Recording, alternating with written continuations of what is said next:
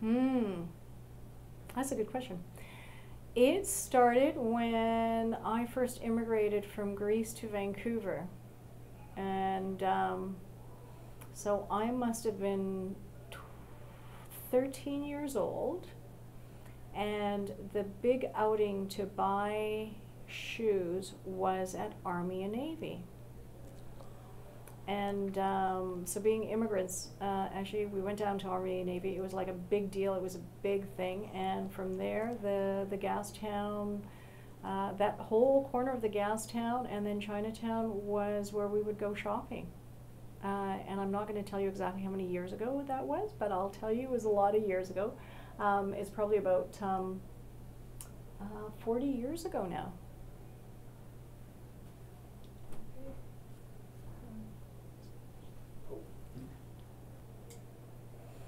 Muralism tells a story, and it was there for the people that could not read, that they could not write, and didn't have a voice that otherwise required some level of education, sophistication,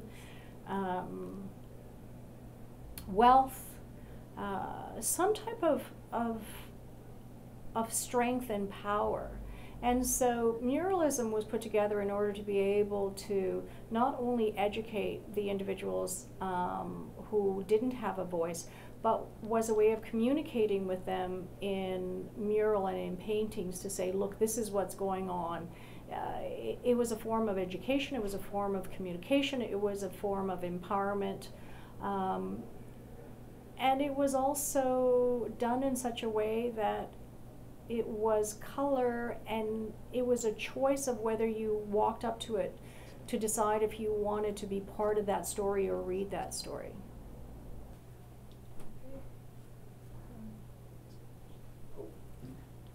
I think it's huge. Murals in telling a story, and it doesn't have to be just about that community, but it can be about that community. To tell a story, to have color, it does two things. Any type of art, but especially public art, you don't have to have a degree. So there's no boundaries in muralism. You can be wealthy, you can be uneducated, you can be super educated, you can be super wealthy, you can be on a bike, you can be in a car, but ultimately what it does bring is it brings people together, it brings street traffic, it brings tourism, and in turn in that community, that tourism, that street traffic, those people are going to stop off at the local bakery. They're going to pick up a tea, they're going to pick up a bowl, they're going to grab a chocolate bar. So there is an inherent richness and wealth and prosperity that's brought just by public art.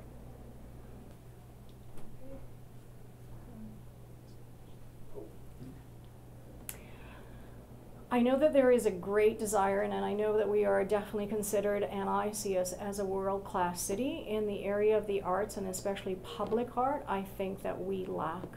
We're not very visible in comparison to the rest of the world, and I think that Murality can add a fiber and a connection between international cities and international artists and bring them here for the benefit of our artists, our streets, our people, and our art groups in general, and collaboration.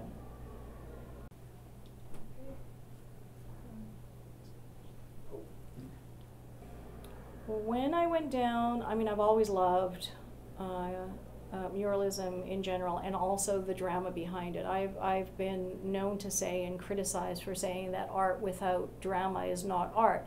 That isn't, not everybody has to agree with me. That's just simply how I see art. Art without drama for me is not art. It doesn't grab me. It has to draw me in, and it has to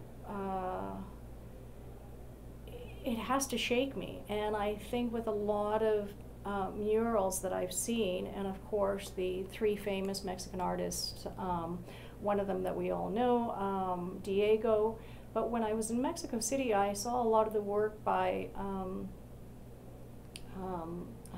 Siqueiro, and that was really quite interesting for me, because the passion in his work was incredible.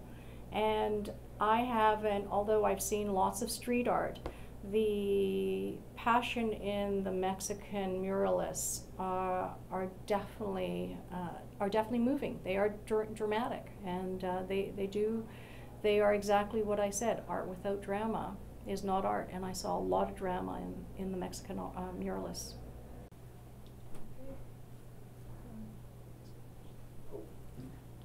Yes, always. Never give up.